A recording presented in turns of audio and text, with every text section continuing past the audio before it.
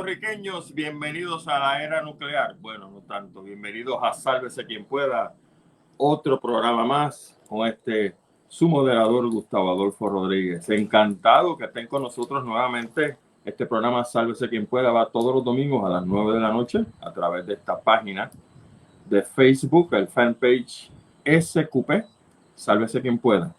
Recuerden también que estamos en el canal de YouTube bajo el mismo nombre, SQP, Sálvese Quien Pueda, que hoy, precisamente, este es el video número 100 que grabamos desde que comenzamos a intervenir en el canal de YouTube. Así que qué bueno, porque la persona que tenemos hoy pues nos va a ayudar a celebrar ese video número 100. 100 videos significa que hay 100 temas por ahí para abajo.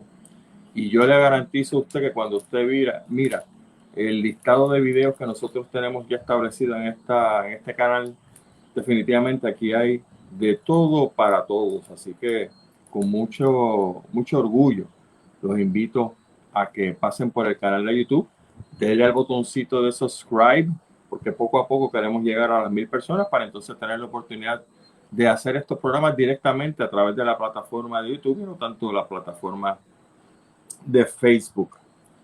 Recuerden también que estamos en Twitter y estamos en Instagram a través de @salvecpr, y por supuesto tenemos un total de 15 plataformas de podcasts donde puede escuchar este video y todos los videos que usted quiera a la hora que usted quiera, mientras hace sus cositas en la casa, mientras va conduciendo, tiene un viaje un poco más largo, está solo y usted sabe que en AM y FM puede ser morirse. Pues no, ponga uno de nuestros videos y póngase los audífonos para que usted vea lo mucho que va a disfrutar en el análisis que hemos hecho, no solamente este servidor, sino con muchísimos invitados a través de todos estos meses. Recuerden que estamos en plataformas como Apple Podcasts, Spotify, Radio Public, iHeartRadio, Listen Notes, Punto de Vista PR, que estamos con el querido amigo William Torres en este momento que nos está grabando,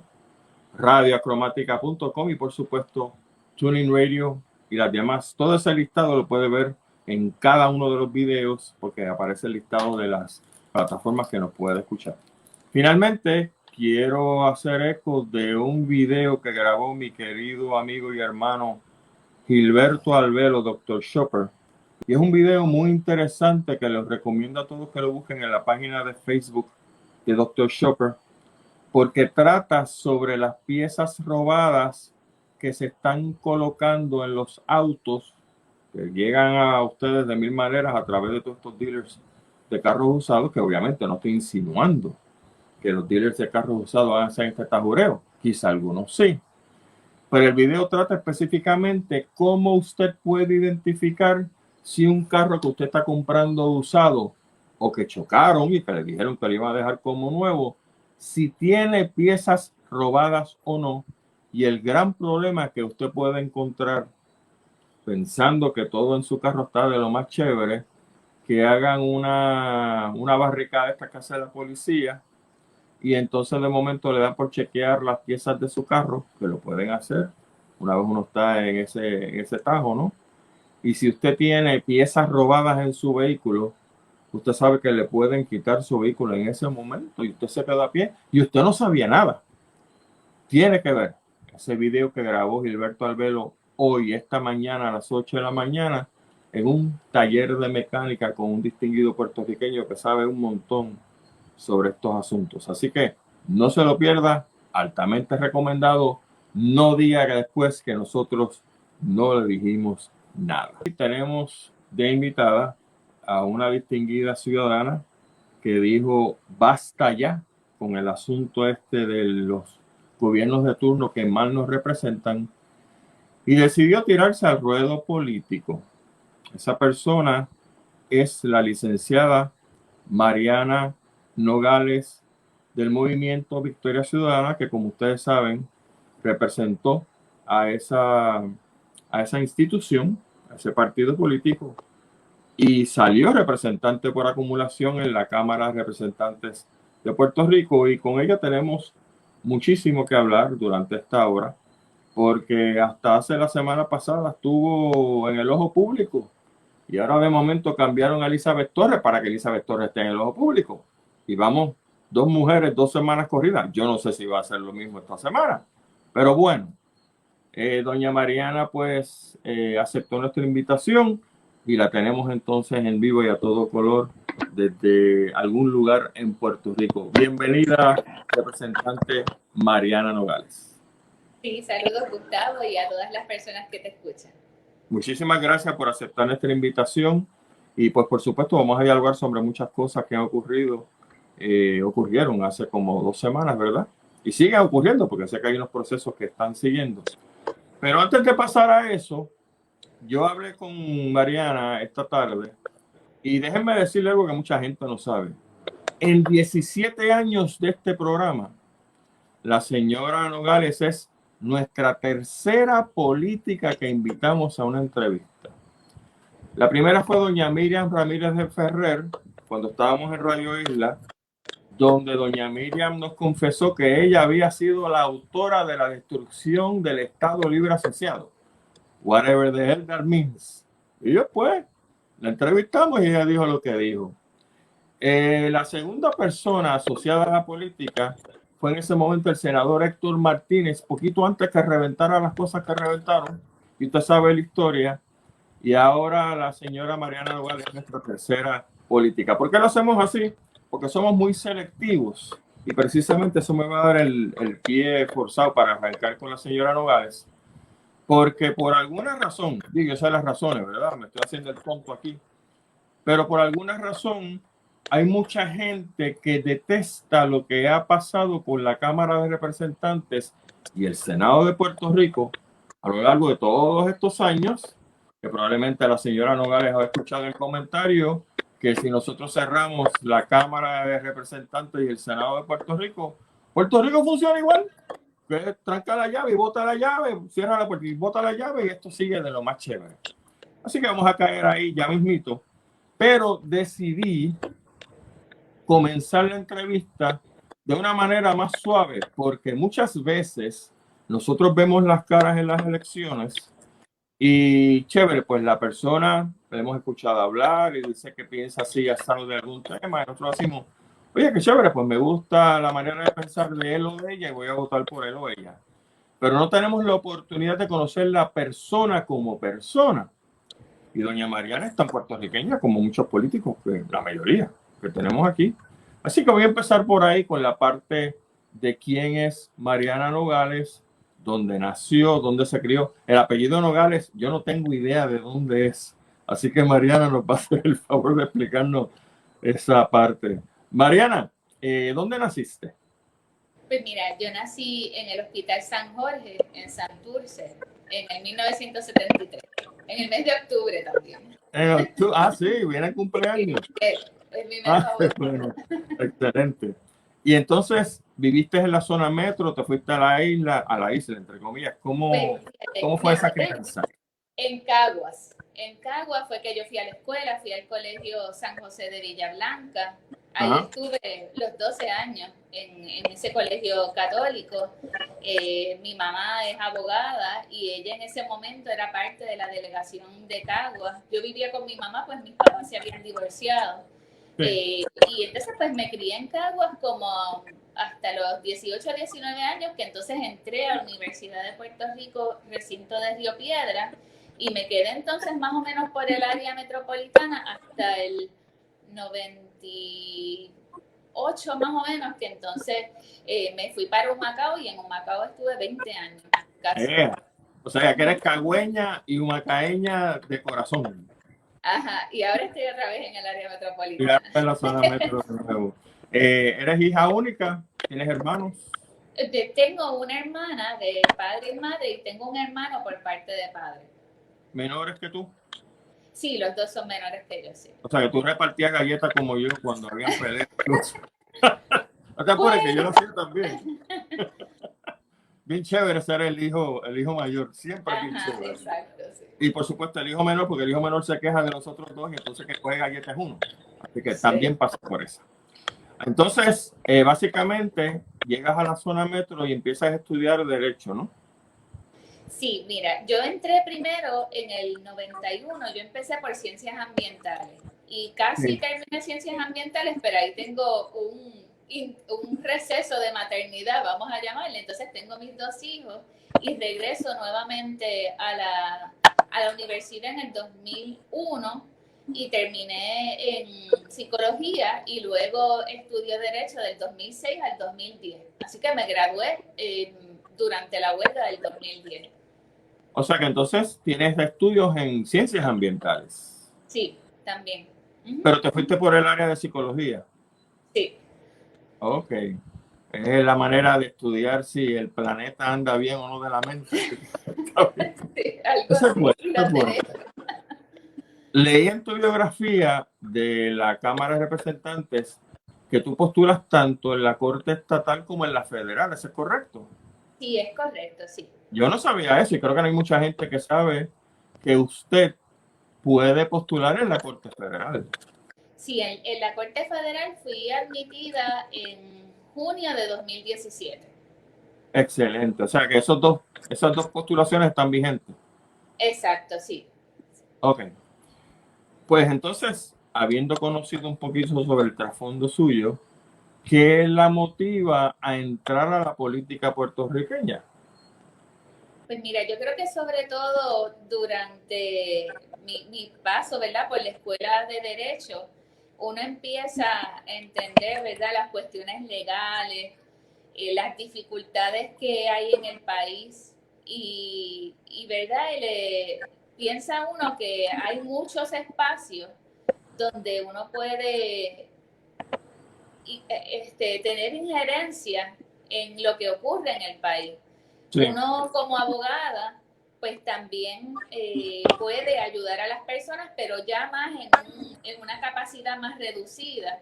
Y en ocasiones en los tribunales uno logra lo que yo llamo pequeñas justicias, ¿verdad? Que es hacerle justicia a una persona o a un grupo más reducido de personas.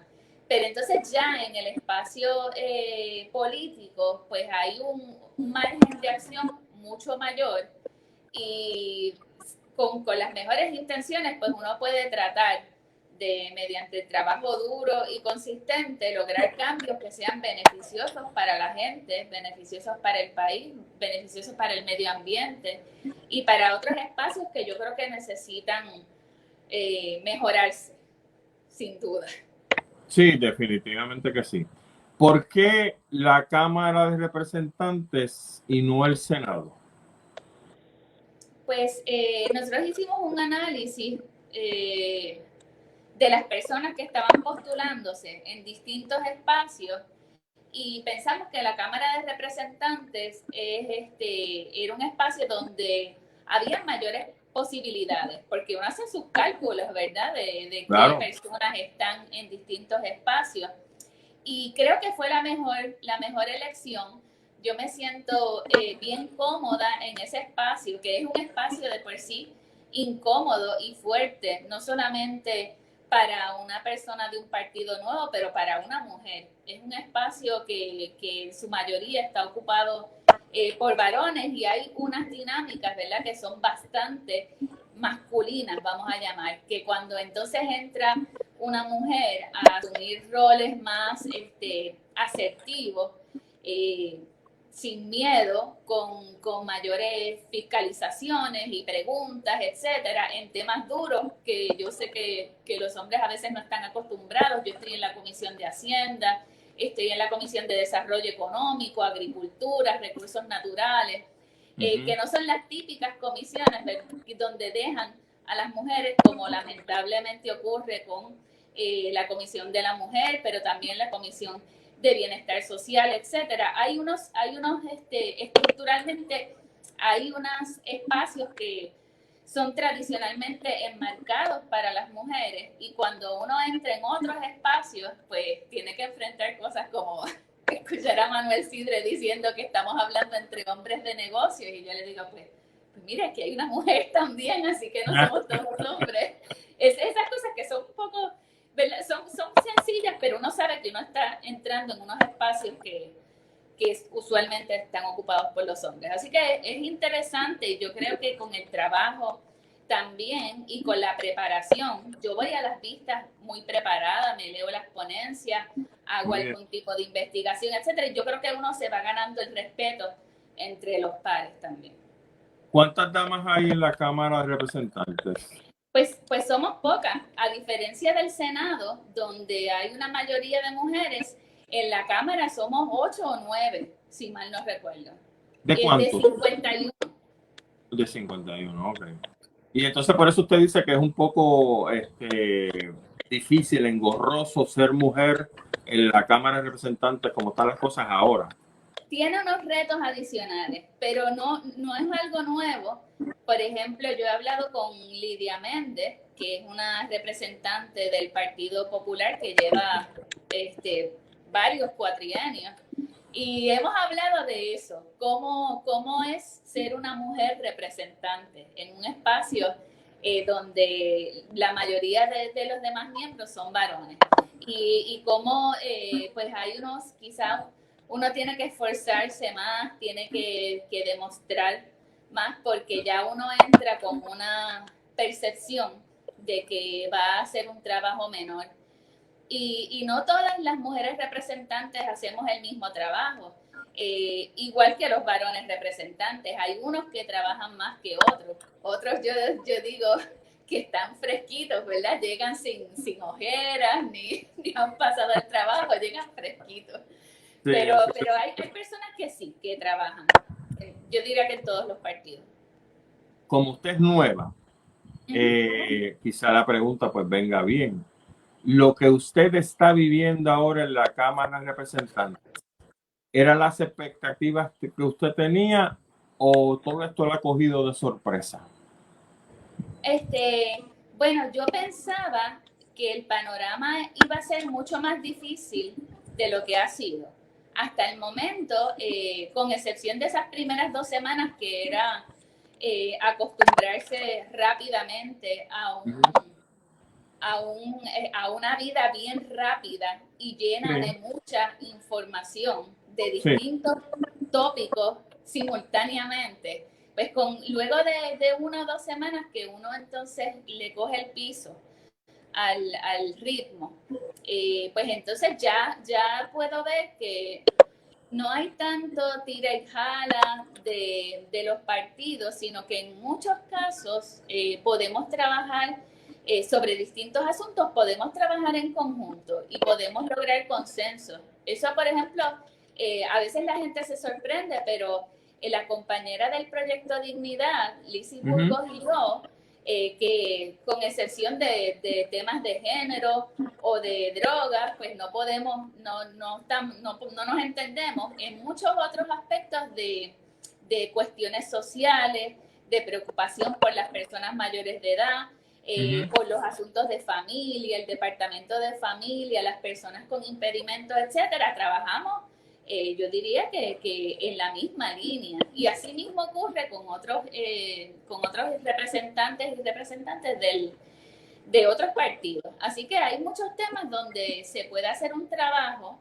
La cuestión es uno realmente meterle ganas, porque si uno se sienta en el escritorio a echarse fresco, pues no va a lograr mucho. Pero si uno se toma el trabajo de sentarse a hablar con las demás personas, explicar los proyectos de ley que quiere mover, las enmiendas que hay que hacer en distinta legislación, las investigaciones que tenemos que hacer, pues podemos lograr que haya un interés en común y que se logre aprobar proyectos, enmiendas y otras investigaciones, por ejemplo. En su oficina, usted es la representante. ¿Cuántas personas tiene trabajando para usted?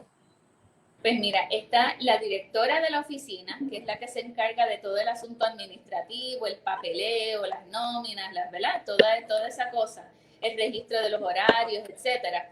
Está la directora legal, que es quien es la persona principalmente encargada de hacer el análisis de todos los proyectos de ley, de redactar proyectos de ley, etcétera. Pero también tenemos en mi caso, tenemos a otra persona que él se encarga de lo que yo diría correr el hemiciclo, estar pendiente de todos los proyectos que van a bajar, discutirlos en la delegación, si estamos a favor, si estamos en contra, cuáles son nuestras posturas según el programa del Movimiento Victoria Ciudadana, etcétera. Y también coopera con la directora legal para hacer todo el trabajo de investigación legal y de redacción, etcétera.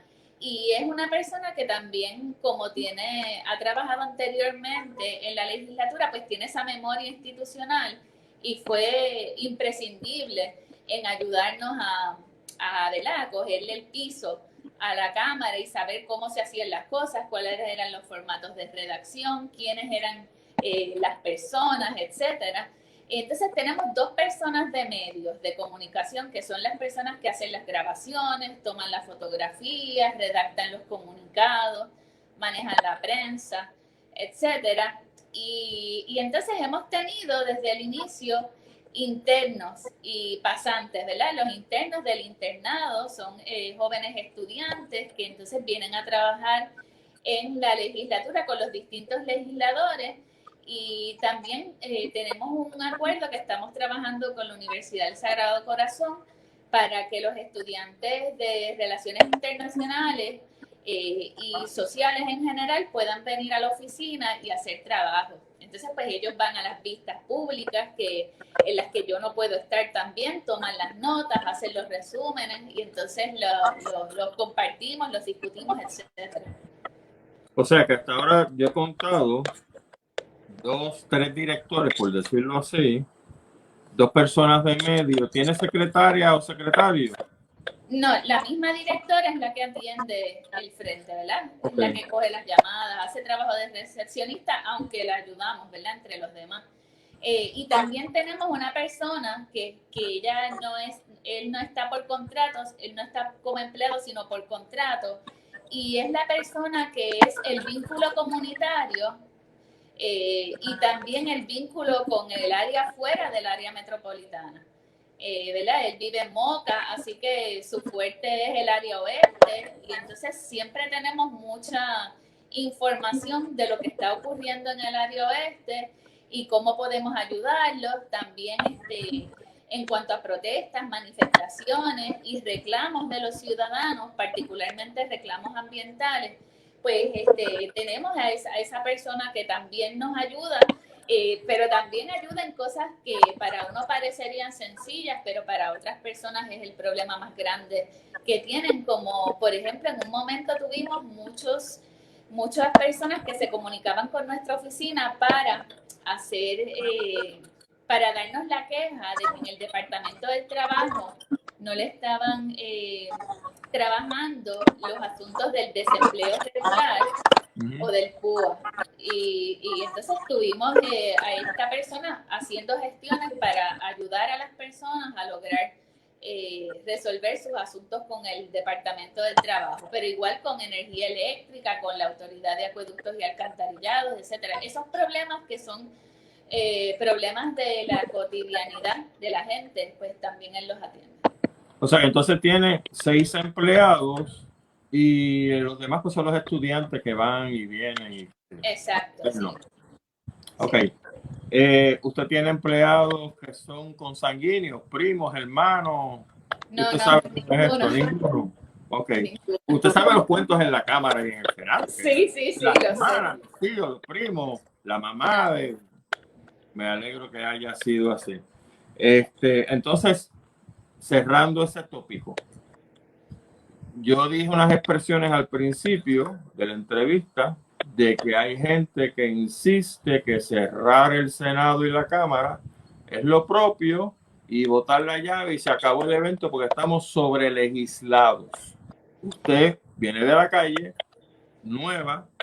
¿Usted piensa ahora de esa? No es que piensa así, pero usted entiende de que eso es incorrecto o de que hay parte que es correcto. Y sé que la pregunta es difícil porque usted trabaja allá adentro.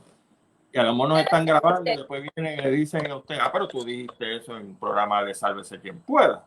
Le puedo decir, y le voy a hablar, ¿verdad? Honestamente, yo tenía esa misma impresión de que los asuntos estaban sobre legislados, que no hacía falta tanta legislación. Exacto. Y yo creo que en algunos aspectos puede que sí, por ejemplo, ha habido una visión errada, a mi entender, y como mujer que ha trabajado con grupos feministas por muchos años, ha habido una visión errada en poner enmiendas a la ley 54 cuando realmente no hacen falta, a mi entender. Entonces, en ese aspecto sí habría una sobrelegislación cuando hay otros asuntos mucho más importantes que están más relacionados a la educación, que tendrían que atenderse para poder aguantar la violencia de género y la violencia doméstica. Pero entonces me doy cuenta que en otros espacios todo lo contrario. Hace falta hacer una reevaluación, pero no una evaluación de enmiendas y parchos, una evaluación completa de legislación importante, particularmente en cuanto a las leyes ambientales, que son muchas de ellas de los 70, de los 60, 80, realmente 70 y 80. Pues necesitan una reevaluación y ahora mismo, a tenor con la ley para atender el cambio climático, que es la ley 33 de 2019, hay que reevaluar toda la legislación, particularmente lo que tiene que ver con la planificación y los permisos a la luz de esta realidad que es el cambio climático y cómo tenemos que pensar de aquí a 50, de aquí a 100 años, al momento pues de dar permisos de construcción, por ejemplo, en la costa, que sé que eso es una de las cosas que vamos a discutir en algún momento. Pues sí, hay unos espacios donde hace falta hacer, pero no cualquier legislación, un buen trabajo de legislación. A veces uno ve muchas cosas que no son tan importantes o que uno pensaría, ¿verdad? Hay muchos proyectos y resoluciones que tienen que ver con ponerle nombre a las canchas, ponerle nombre a las como cosas que uno pensaría que no, que hay otras cosas más importantes al momento para atender. Yo, en estos momentos, como va cambiando la sociedad, pues, para poner un ejemplo, antes, cuando la mujer se casaba con el hombre, pues ella no era administradora de la sociedad legal de gananciales. El hombre podía vender casas, etcétera, sin consultar con la mujer. Y eso en el 1976 se cambió en el Código Civil. Pues ahora hay otros asuntos que se van moviendo, como por ejemplo el evaluar si es necesario meter a la cárcel a la gente por posesión de alguna sustancia ilegal. Si eso cumple con un fin penológico o si es mejor desviar a esas personas a recibir servicios, si lo quieren. Y entonces, pues, esa es una discusión que vamos a tener próximamente en la Cámara y que no está legislada o que hay que cambiar la legislación porque ha habido un cambio en el acercamiento social. Pero hay de todo, como le acabo de decir, hay unas cosas que uno pensaría que no vale la pena presentar esta legislación y hay otros espacios donde si se hace un buen trabajo, sí, es necesario. Okay. Hay un asunto bien terrible, que es lo que pasó la semana pasada, el jueves, que se aprobó el plan de ajuste de la deuda. Pues sí. ese plan de ajuste de la deuda necesitaba legislación. No podía darse en un vacío. Correcto. Pero quizás, bueno,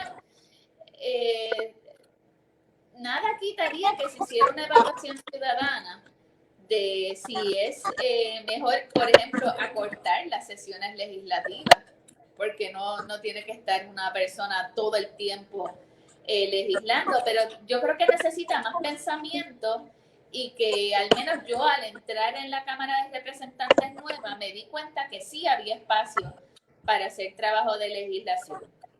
Ok. Pues vámonos entonces a los recursos naturales, porque recuerdo que en agosto de este año usted fue a una reunión en el bosque estatal de Riabajo. Sí. Y ahí estaba ese adalid de los recursos naturales llamado Rafael Machargo, que literalmente se le puso en el medio a usted y no la dejó entrar. ¿Qué fue lo que pasó ahí?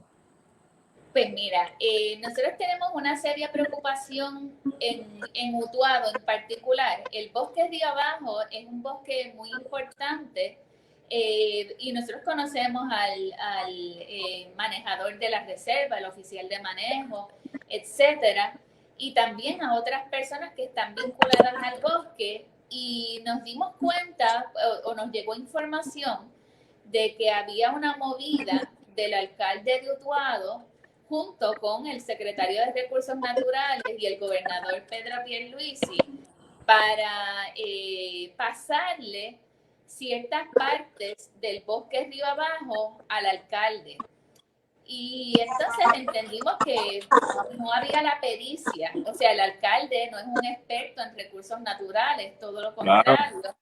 Y por ejemplo, no podría manejar el recurso maderero del bosque, pero tampoco podría privar al bosque de un recurso que en algún momento le generó ingresos, precisamente como el área de acampar y el área de las piscinas.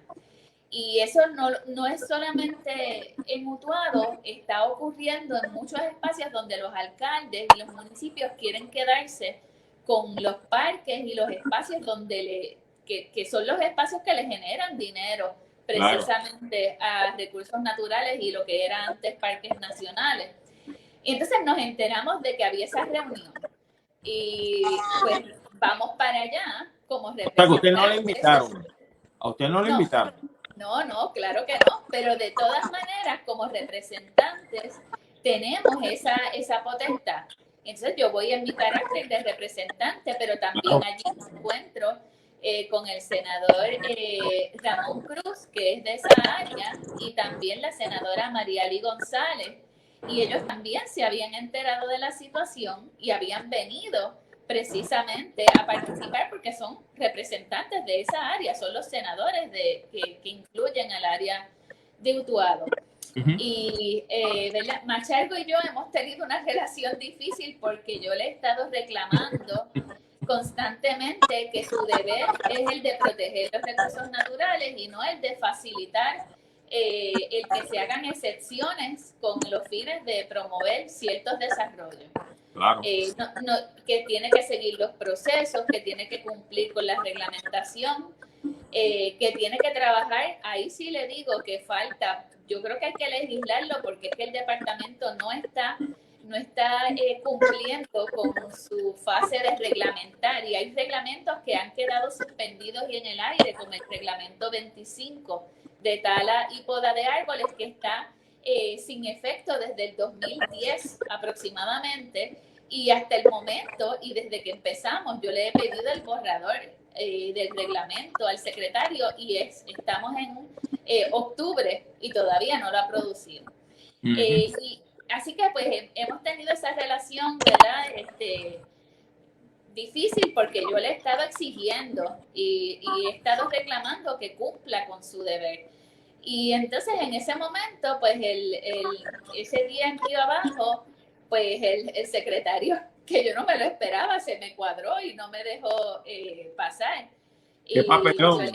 Yo le exigí que me dejara pasar. Claro. Y entonces como lo vi reacio y ya los empleados de recursos naturales habían salido para ver qué pasaba y, ¿verdad?, diciendo que me podían dejar entrar, que no había problema con que yo entrara. Pero ya el senador Ramón Cruz había entrado y yo entonces le dije, mire, senador, ¿yo puedo entrar? Y me dijo, claro que sí. Y ese es el momento en donde el secretario Machargo se mueve y me deja entrar al lugar. Finalmente esa reunión no se llevó a cabo ese día, que nosotros sepamos, porque luego de que entramos y empezamos a hablar, el secretario de Recursos Naturales se fue y posteriormente la comandanta del cuerpo de vigilantes, que es de apellido Ronda, la señora Ronda, también se fue.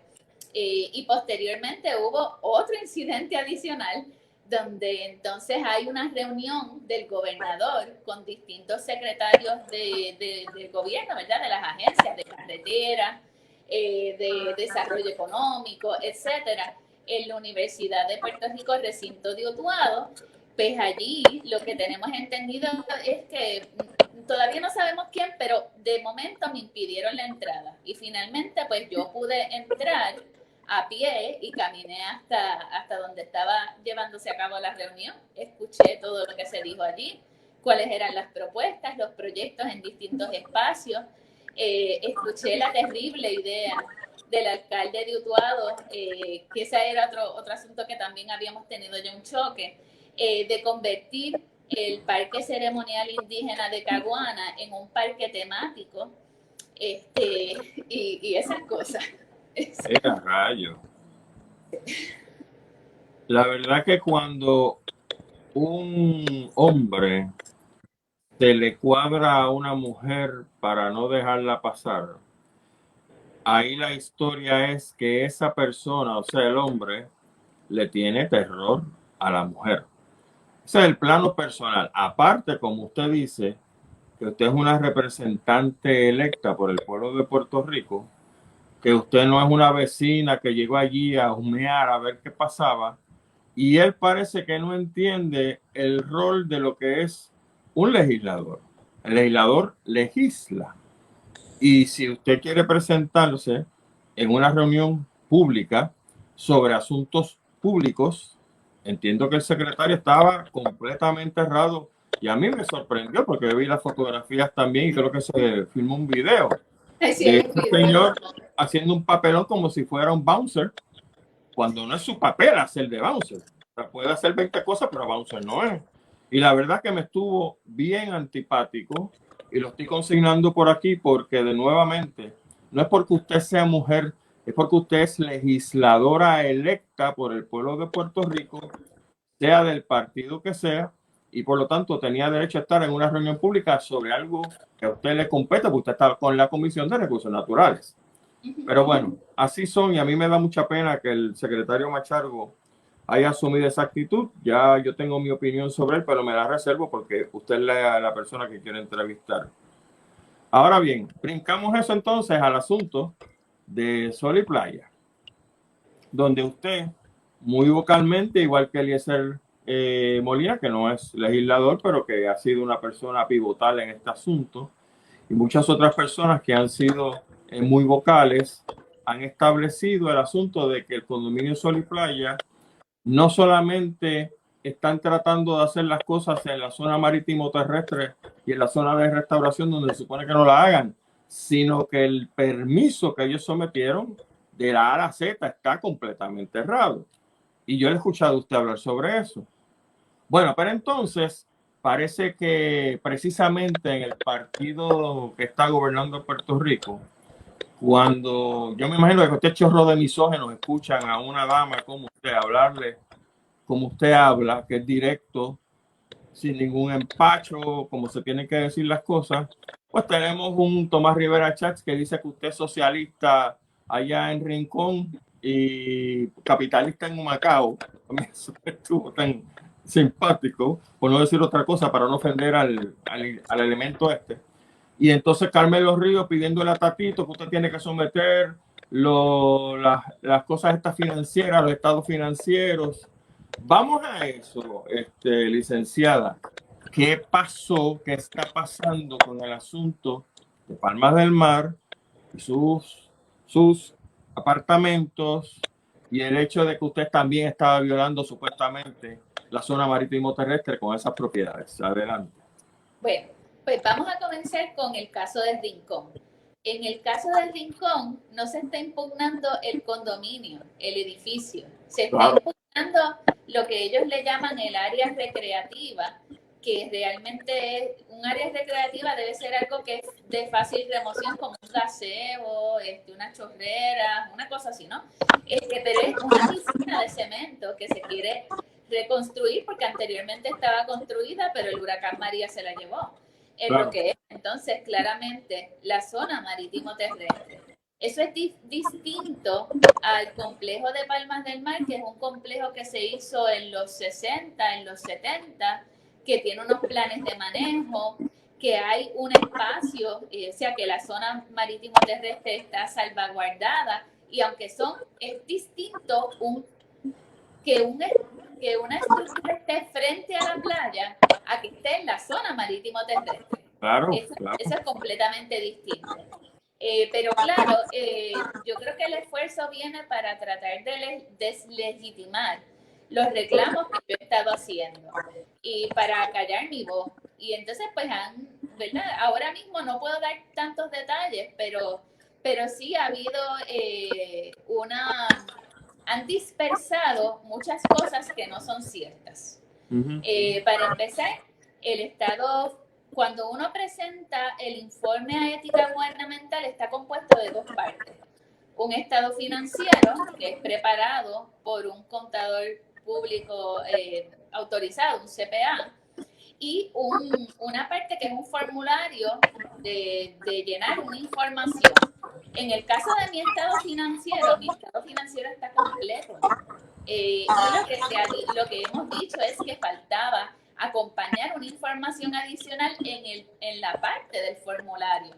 A esos fines, pues nosotros referimos, inicialmente hablamos con la Oficina de Ética Gubernamental. La Oficina de Ética Gubernamental había referido ya mi informe a la Cámara de Representantes por entender que estaba completo. Y entonces ya yo no lo podía enmendar en ética gubernamental, por eso lo llevo a la Comisión de Ética de la Cámara y la última, en la contestación que dimos al requerimiento de la Comisión de Ética, incluimos toda la información pertinente. Entonces, pues la Comisión de Ética hará la evaluación correspondiente y nos notificará de su determinación. Usted en un momento dado, cuando yo revisé las noticias que están en internet, había dicho en Normando en la mañana de que el condominio, las propiedades que usted tiene o que tiene su mamá, estaban en la zona marítimo terrestre y entonces luego alegadamente el Nuevo Día publica que usted había dicho que no. Entonces sí, tenemos un problema de una contradicción. Eso fue yo creo que de la manera en que la pregunta la formula Normando Valentín a las 6 de la mañana, cuando yo no he tomado café, etcétera, pues la contestación mía fue errónea. Sí hay unas propiedades que están frente a la playa, pero eso es distinto, como le acabo de explicar antes, a estar en la zona marítimo terrestre. En la zona marítimo terrestre. Pero nada, pues es un asunto que se aclaró y yo creo que es suficiente y es entendible, ¿verdad? Que uno que de hecho lo soltaron para entonces caerle usted con la parte financiera. Que si usted sabía que tenía dinero y que no tenía dinero. Porque vieron que eso no iba para ningún lado y uno se da cuenta, uno no es ningún tonto, cuando los protagonistas antagónicos, que pueden ser de otro partido, aunque puede ser de su mismo partido, sueltan el tema y entonces lo cambian para otra cosa porque saben que no van para ningún lado con esto. Pero todo se debe a que usted ha sido muy vocal pidiéndole la renuncia al secretario Machargo y obviamente estableciendo los problemas legales y ambientales que tiene la famosa piscina del condominio Sol y Playa. Sí, yo diría que más allá del asunto de Machargo, de los recursos naturales también, yo he estado muy al frente en la fiscalización de la gestión del señor Omar Marrero, que es el que está nombrado como secretario de Estado. Me he opuesto a su nombramiento, le voté en contra a su nombramiento. Y también he hecho unos referidos que tienen que ver con brutalidad policíaca de personas que yo entiendo que están vinculadas a los senadores Gregorio Matías y Tomás Rivera Chats. Así que es una cosa mucho más amplia, pero en su momento nosotros daremos, ¿verdad?, unas expresiones adicionales. Pues perfecto, seguro que sí. Finalmente, para cerrar nuestro conversatorio, representante, ¿cómo usted ve el asunto de Luma a raíz de que primero eran ellos, entonces luego viene la Autoridad de Energía Eléctrica que supuestamente está fallando? ¿Para dónde usted cree que va esto? Mira, el asunto de la energía eléctrica nos tomaría como varias horas para discutir. Sí, yo sé. Pero lo que sí la gente tiene que tener claro es que Luma no llegó ayer. Luma viene en la preparación de esta privatización hace tiempo. Incluso en las vistas públicas hemos sabido que cabildearon en el Congreso. Y este lunes pasado nosotros descubrimos que otra compañía que ahora es de otros canadienses, anteriormente era de Quanta, que es una de las matrices de Luma, y es una compañía periferal que viene a darle servicios a Luma, que nosotros pensamos que hay muchas compañías que van a estar facturando lo que anteriormente facturaba la Autoridad de Energía Eléctrica desde su propio trabajo. Yo entiendo que ha sido un error la privatización, que nosotros teníamos que haber utilizado todo el dinero de la reconstrucción que viene de FEMA, pero también viene de otros fondos como CDBGDR y también de otro fondo de reconstrucción que se llama ARPA.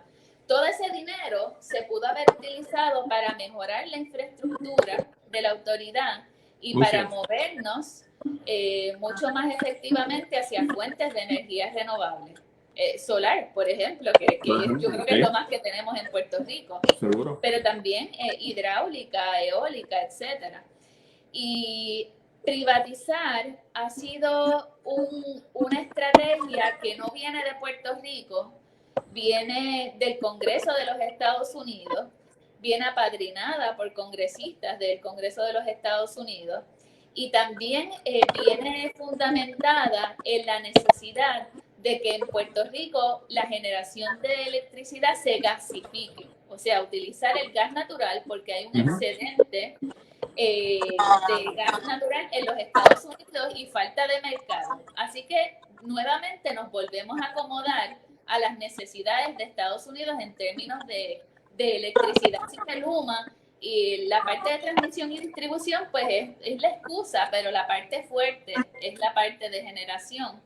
Y eso va a acabar en que vamos a estar pagando una factura muchísimo más cara, un servicio más deficiente, porque no hay un compromiso con el país, es un compromiso con hacer su dinero y mientras hagan dinero, pues ellos no están comprometidos con un mejor servicio.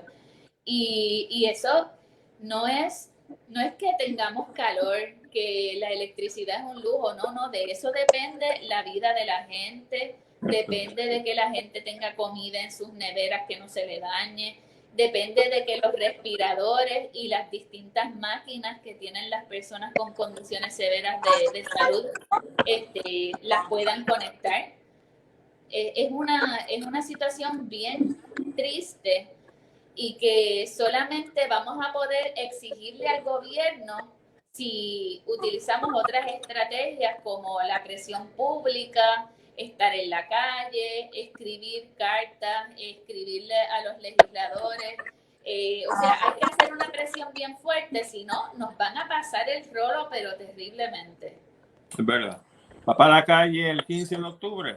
Claro. Pues allá nos veremos. En algún sitio de ese mar de gente que se espera. Allá nos veremos. Y finalmente, legisladora, ¿usted ha llegado a ir al Guitarreño alguna vez? Pues fui una vez como en el 2016, por breves pues entonces le digo, como diría un sacerdote, está perdonada, vete y no peques más. Gracias, legisladora. Ha sido un placer estar con ustedes. Muy amable. Buenas noches. Mis amigos, gracias a todos ustedes por estar con nosotros en este Sálvese quien pueda de hoy, 3 de octubre. Gracias a la legisladora nuevamente. Para mí un placer haber estado con ustedes y recuerden que tenemos otro programa la semana que viene a las 9 de la noche en Sálvese quien pueda. Soy Gustavo Adolfo Rodríguez. Hasta entonces, que pasen una excelente semana.